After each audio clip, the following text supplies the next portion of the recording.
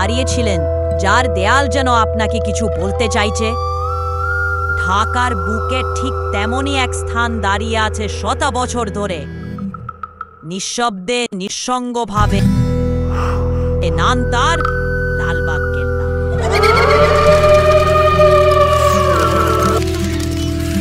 একটি অসমাপ্ত দুর্গ, একজন রাজকন্যার রহস্যময় মৃত্যু, আর অদৃশ্য কোনো অভিশাপ।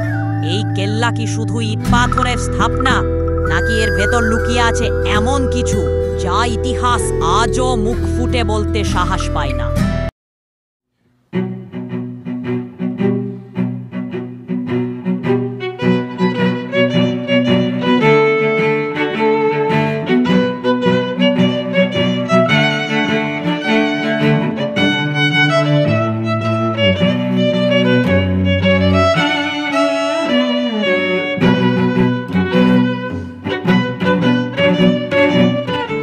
চ্যানেলটি ভালো লাগলে অবশ্যই লাইক এবং সাবস্ক্রাইব করবেন আর শেয়ার করবেন। ঘড়ির কাঁটা ঘুরিয়ে যায় ১৬৭৭ সালে। মুঘল সম্রাট আওরঙ্গজেব তার পুত্র মুহাম্মদ আজম শাহকে পাঠালেন বাংলা সুবেদার হিসেবে। আজম শাহ এলেন ঢাকায়, নিলেন এক অসাধারণ সিদ্ধান্ত। একটি দুর্গ গড়ে তোলা হবে, একটি নয়, মুঘল সাম্রাজ্যের দক্ষিণের এক রাজমুকুট। নাম দেওয়া হলো আওরঙ্গাবাদ কেল্লা। কিন্তু দুর্ভাগ্য, মাত্র কয়েক মাসের মাথায় তাকে ফিরে যেতে হয় দিল্লিতে। কেল্লার কাজ পড়ে রইল সমাপ্ত। তখন দায়িত্ব নিলেন আরেক দিগ্বিজয়ী, শায়েস্তা খান। তিনি এলেন কেল্লাকে সম্পূর্ণ করতে। দুর্গের কাজ এগোচ্ছে দ্রুত। স্থাপত্য মুঘল ধাঁচে, মার্বেলের কারুকাজ, জলের ফোয়ারা, ভূগর্ভস্থ কুঠুরি। ঢাকা যেন হয়ে উঠছিল নতুন আগ্রা। তবে ঠিক সেই সময় ঘটে এক ভয়াবহ ঘটনা। শায়েস্তা খানের প্রিয় কন্যা বিবি পরী হঠাৎ করেই মারা যান, অল্প বয়সে, রহস্যজনকভাবে। চারদিকে নেমে আসে অন্ধকার।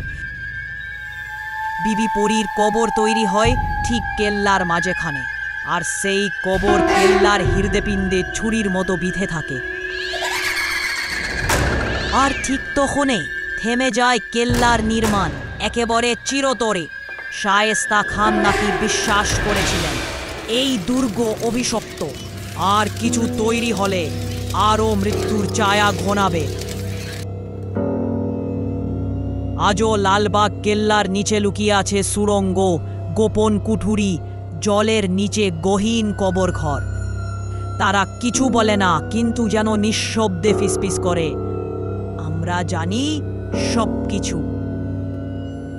বিবি পরী সত্যি কেল্লাকে অভিশপ্ত করে গিয়েছিলেন, নাকি শায়েস্তা খানের আতঙ্কই সব থামিয়ে দেয়? এই কেল্লা কি শুধুই এক ঐতিহাসিক স্থান, নাকি এটি একটি অসমাপ্ত প্রেম, ভাঙা স্বপ্ন, একটি অভিশপ্ত ইমারত? তোমার কি মনে হয়, লালবাগ কেল্লা কি অভিশপ্ত, না ইতিহাসের ভুল ব্যাখ্যা? কমেন্টে লিখো। ইতিহাসের অজানা পাতা জানতে চ্যানেলটি সাবস্ক্রাইব করো। সাবস্ক্রাইব করবেন আর শেয়ার করবেন।